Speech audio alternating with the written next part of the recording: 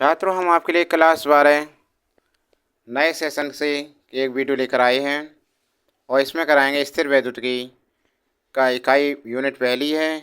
अध्याय 1 वैद्युत आवेश तथा क्षेत्र।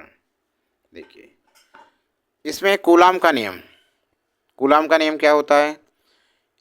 इस नियमानुसार दो स्थिर बिंदु आवेशों के मध्य लगने वाला वैद्युत बल दोनों आवेशों की मात्राओं Q1 व Q2 के गुणनफल के अनुक्रमानुपाती तथा उनके बीच की दूरी r के वर्ग के व्युत्क्रमानुपाती होता है।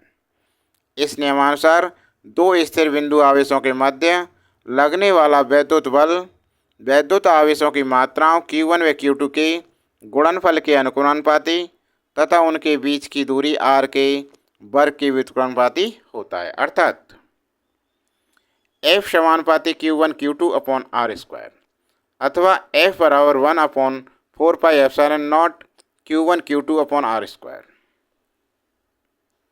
जहाँ ε0 वायु तथा निर्वात की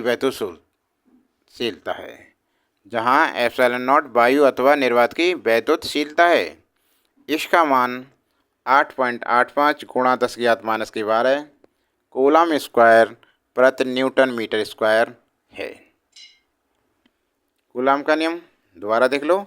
कूलम का नियम, इस नियमानुसार दो स्थिर बिंदु आवेशों के मध्य लगने वाला वैद्युत बल, देखो दो आवेश हैं, ये क्या हैं, दो आवेश हैं, ये Q1 व Q2, लगने वाला वैद्युत बल दोनों आवेशों की मात्राओं Q1 व Q2 के गुणनफल हो गया, के गुणनफल के अनुक्रमानुपाती या समानुपाती लिख सकते हैं तथा उनकी बीच की दूरी r के वर्ग के व्युत्क्रमानुपाती होता है। आगे ना बट्टे में भागफल, अथवा F बराबर 1/4πε0, ठीक है ना, Q1 Q2 upon r square.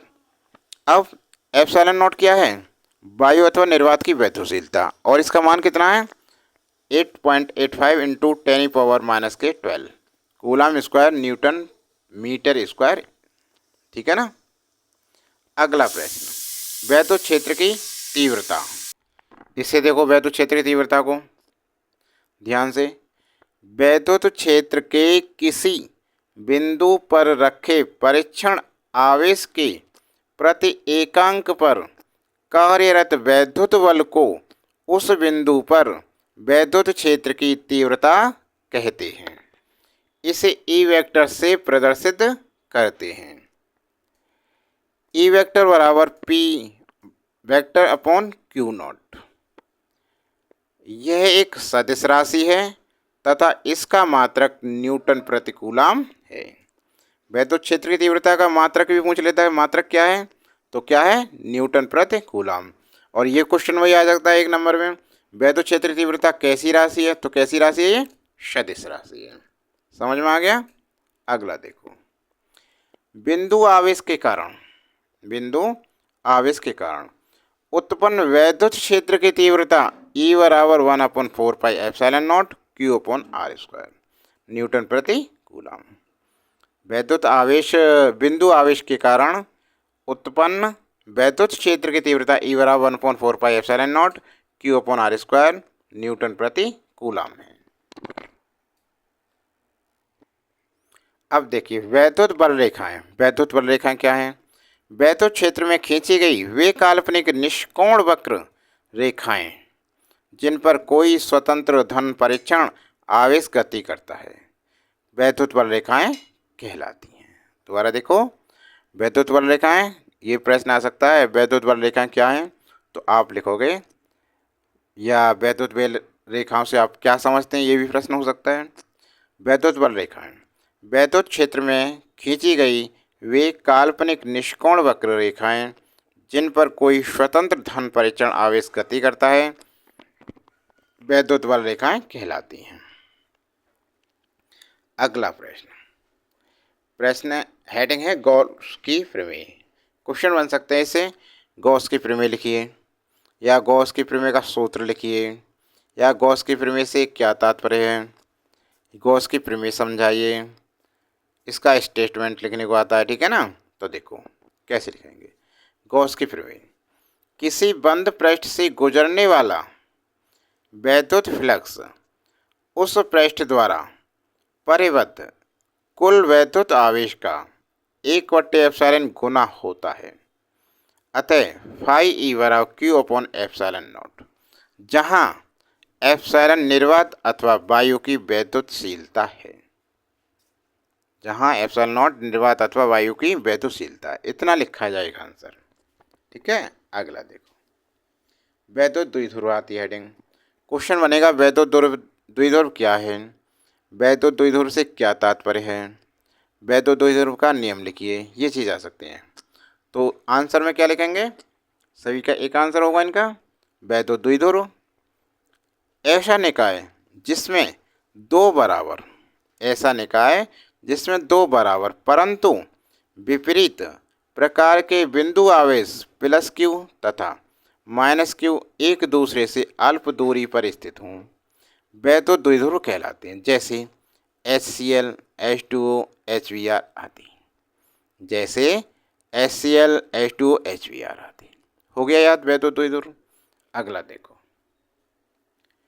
वैद्युत द्विध्रुव आघूर्ण है हेडिंग। प्रश्न बनेगा वैद्युत द्विध्रुव आघूर्ण के क्या तात्पर्य है, वैद्युत द्विध्रुव आघूर्ण को समझाइए, या वैद्युत द्विध्रुव आघूर्ण क्या है, ठीक है ना। तो आंसर लिखेंगे, हेडिंग डालेंगे वैद्युत द्विध्रुव आघूर्ण। वैद्युत द्विध्रुव के दो बिंदु आवेशों में से किसी एक आवेश के परिमाण तथा दोनों आवेशों के बीच की दूरी के गुणनफल को वैद्युत द्विध्रुव आघूर्ण कहते हैं। इसे P से प्रदर्शित करते हैं। यह सदिश राशि है तथा इसका मात्रक कूलम मीटर है। वैद्युत द्विध्रुव आघूर्ण P वेक्टर बराबर Q गुणा 2L, ये वेक्टर बराबर 2QL वेक्टर। इसकी दिशा वैद्युत द्विध्रुव की अक्ष के अनुदिश ऋण आवेश से धन आवेश की ओर होती है। तो क्वेश्चन ये भी आ सकता है, वैद्युत द्विध्रुव आघूर्ण का सूत्र लिखिए, तो क्या आएगा, P वेक्टर बराबर Q 2QL वेक्टर। और ये आ सकता है क्वेश्चन, वैद्युत द्विध्रुव आघूर्ण कैसी राशि है, तो कैसी राशि है, सदिश राशि है। वैद्युत द्विध्रुव आघूर्ण का सूत्र बताइए, क्या है एमकेएस पद्धति में, कूलम मीटर। समझ में आ गए, ऐसे क्वेश्चन आ जाएंगे, आएंगे फटाफट कर दोगे।